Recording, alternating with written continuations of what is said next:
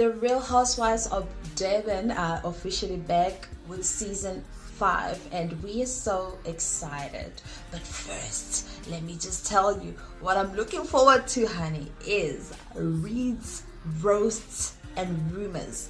These girls better hold it down, and please, we don't need that mess from last season where it gets so dark that we literally have to cringe through it. And I really don't want to hate anybody this season. Please tone down with the negativity, girls.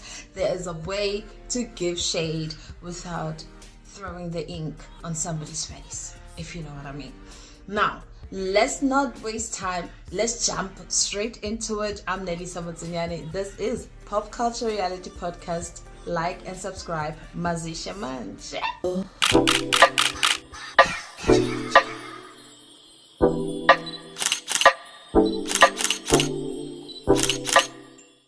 Pop Culture Reality Podcast. A channel for the culture. So Jojo becomes the person that sets the stage for the 5th season of Real Housewives of Durban, which doesn't shock us because she has money, she's fabulous, and she's got new tattoos that of course she needs to show off. And let me tell you, another thing that's new is her gorgeous new car that her man got her. And so they go off to see this beautiful venue, which is a castle that they are going to renew their vows at. And I'm so excited because they're taking us right in and we're seeing the scenery. It's gorgeous. And so simultaneously as Jojo and Kelvin are checking out the castle, right? Back at Sorisha's house, Sorisha's cooking for her husband and her kids. Okay, of course we don't see the kids in this scene, but yeah, let's say she's cooking for her family. In comes the dogs. You know, they don't mind the dogs running everywhere, including the kitchen. Then in comes Uncle Viv. Vivian talks about what happened the last season, right, where Neil and Mariah and I think mostly Neil and Maria started the rumors of infidelity, and how Sorisha got the man, and it became such a messy situation because at that time Nonku and Jojo were not getting along with Sorisha, so it looked very nasty. It looked like they were really going for her character and for her marriage. And so Viv actually talks about it. I think he was giving a speech. The president was there. He talks about it. Okay, this was last year when it happened, and said so they explained to us that at the reunion they were having breakfast, and then as they were eating in Sorisha's absence, Viv came in and sat with them. It was the rest of the cast, particularly Sorisha's enemies, and he said that he's going to put a large amount of money, I think it was 10 million rands, on the table towards legal fees if anybody tries to mess up with Sorisha and his marriage. Honey, people were so impressed. People were like, that's how you do it. That's how you protect your wife. Reason. We see who inspired you, Reason. That's how you do it, Reason. That's how you do it, Uncle Viv. And of course, Kelvin agrees with Uncle Viv. That's why he was also encouraging Jojo to call Sorisha. Like, take this phone and call Sorisha right now. No, I'm joking. You know, Kelvin can never ever be mean with Jojo. It's just so gentle, and that's what I love about their marriage. So he nicely alludes to her that she needs to apologize to Sorisha, because if the tables were turned, he would also do the same thing that Uncle Viv did. So Kelvin finally convinces Jojo to call Sorisha.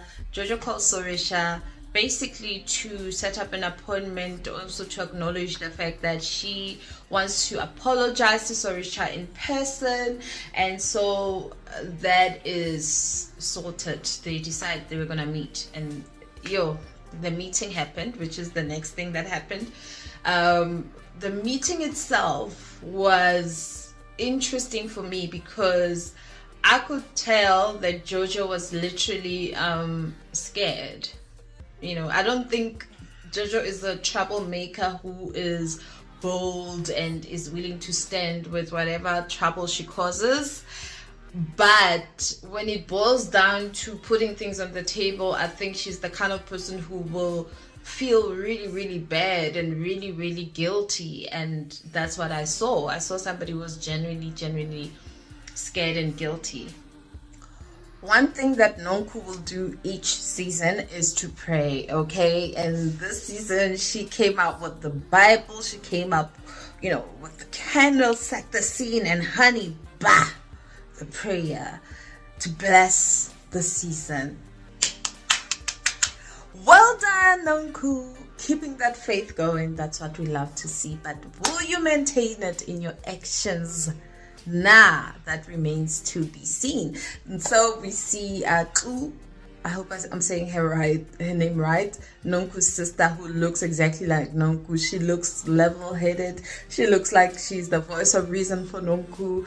We all need an older sister for that very reason. So I love their relationship. They start talking about what happened last year, and also the sister's kind of like, oh, okay, so are you gonna go past this thing with Sorisha, and how are you gonna do it? So we'll see if maybe Nonku literally genuinely gives herself back into that friendship with Sorisha, because it seems like they were trying to get back on track with everything, but then the communication just died off afterwards. But hold on, let me not be rude. Let me not forget newcomer Kwanele from Newcastle, the coolest township in Durban, she says. And she says that, she's a mother of 4. She is an entrepreneur. She's got a luxury car hire service company. I'm not sure if she is selling the cars, but nonetheless her business is super cool. And also she's got this young family. She's got a husband who seems to be very active from what we saw in the teaser, the intro that they gave of her. Now with Kwanele is quite beautiful, and she claims that she doesn't want to be involved in the drama. She's the one who says, listen, I don't want the drama this season. So I don't know what she's heard, but she's clearly somebody who's really going to show us flames, because when somebody says that in the past, they usually are bringing the guns. They're saying, oh, I'm not gonna do much this season. Then you see the real true them. So I'm not gonna give Kwanele my good girl pass yet, because I'm not convinced, but I like what she's bringing, and I love the dynamics between her and Angel. Angel is back, and Angel is looking beautiful. Her body is snatched, and the wardrobes are still kind of very safe, okay? Based on the fact that she's young and she's got the stunning body, I think they could do more with her look, but there's something quite not genuine about the look. Like her looks are just not giving what her personality is giving, and her personality is spicy, it's delicious, it's something that really will strike you, and I can't wait till she strikes again this season. But she looks like she's going to be a good girl. She looks like she doesn't want any drama this season. Then Sorisha and Jojo met, like I explained earlier, and it looked like they made peace. But when they met, Sorisha mentioned something that really hurt her, and that is Nonku calling her a slut. But Nonku doesn't seem to recall that. And this happens in the next scene where Jojo's fitting her wedding dresses, ne? We meet Jojo's mom and her other bestie. Ruan comes in as well. Then Nonku comes in. Nonku looking beautiful. Her body. Okay, Nonku looking beautiful. She comes in, and then they start talking also, after that little fashion show with the only one dress was crazy, the goth dress. That was weird. It was like the fit was just like so loose, but anyway, we'll forgive her for that. Just as they were talking now, Jojo explains that, with the renewal of vows coming, she's invited a few ladies. She's invited Sorisha, which was a big shock for Nonku, and expressed to Nonku that she had to apologize because her husband showed her wrong in the situation, and Nonku expressed how she was uncomfortable at the reunion because she was threatened before the reunion.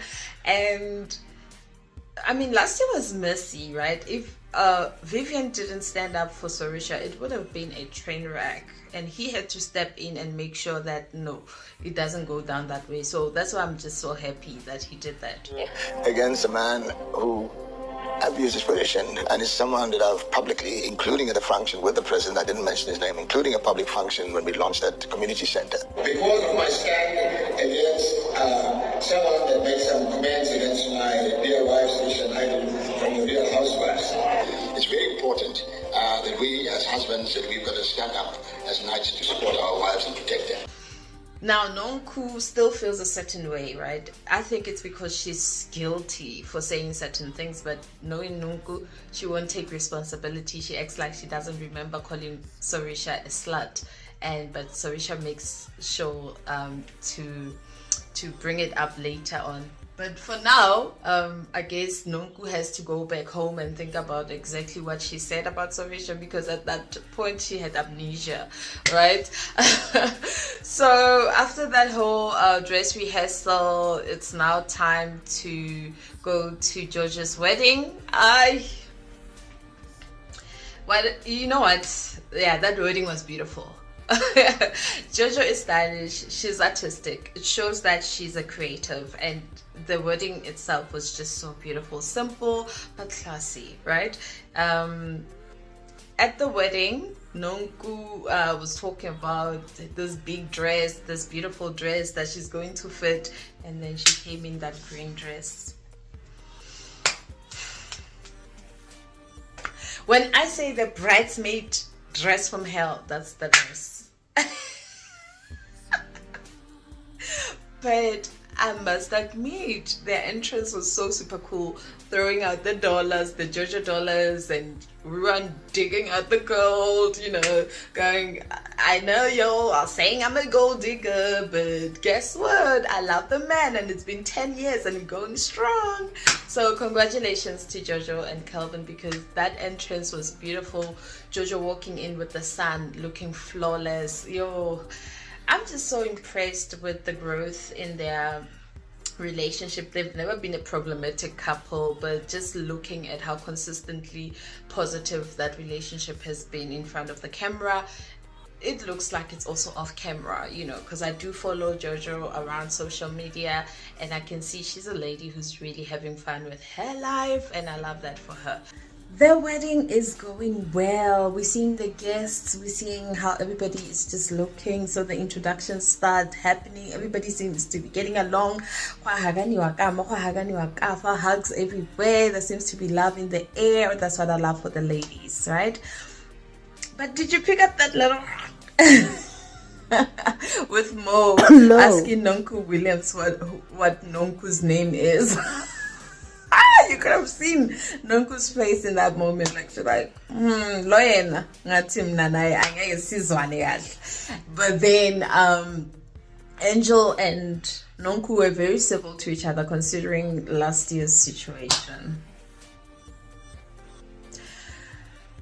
And then at some point, Jojo introduces another newcomer, Ayanda, who is the fashion hun on the trailer. So Ayanda seems to be very close with Jojo, but with these shows, people claim to be close with each other, and then 2 episodes later you find out they don't even know each other. So we'll find out exactly what their relationship is all about, where it stems from. Is it a real thing? That remains to be seen. Okay, so manje, everybody's sitting around mingling, and Nonku realizes she needs to go and face Sorisha. So she goes all up to the girls and says, hello everybody. Oh, I don't have a seat. And I think the producers quickly gave her a seat, because where Nonku is, there's drama. Okay, so she finds them talking about her, obviously, and then Sorisha starts mentioning the slut comment that Nonku made. Did Nonku not act like she doesn't know what the heck is going on? And that's how that's how the situation ended. But I think at some point we're going to have real conversations. Ladies, do you like each other? Do you not like each other? Do you wish each other well? Do you not wish each other well? And when you belong to a group of friends like Housewives or Mummy Club or any types of groups that we see on television or reality TV show, is there a point where you could be in a group and not be friends? And how can that be captured on camera without it being too toxic? Maybe we see the differences when there's an event, but anything else, like, you know, they can live separate lives. Why must it be a must that everybody must get along? I think that's why at the end of the day the tension becomes so nasty, because there'll always be people who do things, you know, for ulterior motives and push agendas where it's not really necessary. And I think it's about time we saw strengths of every little character in the show, even though I know with such shows there's always a center point. There's somebody or some people that we focus on. But if it's a cast like Housewives, I mean, for goodness sake, by 7 or 6 or whatever, it's a small number. You can literally give us an overview of their good and bad personality traits. It doesn't have to be a thing where you paint somebody bad or you paint somebody good. It doesn't help to overproduce, you know. But I really like what I'm seeing with the trailers, and I can't wait to see Lundy London. Lundy London, last time she made us wait a whole season and it only came out on the last episode. I'm not happy with that, so I might tone down on my waiting for her, because she looks a little unreliable on these shows.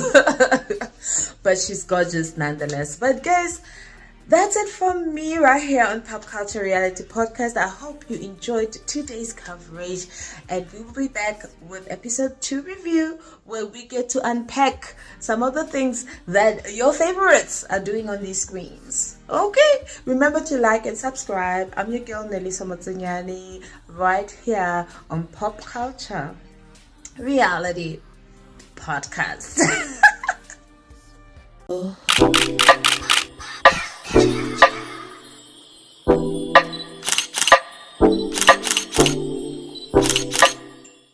Pop Culture Reality Podcast. A channel for the culture.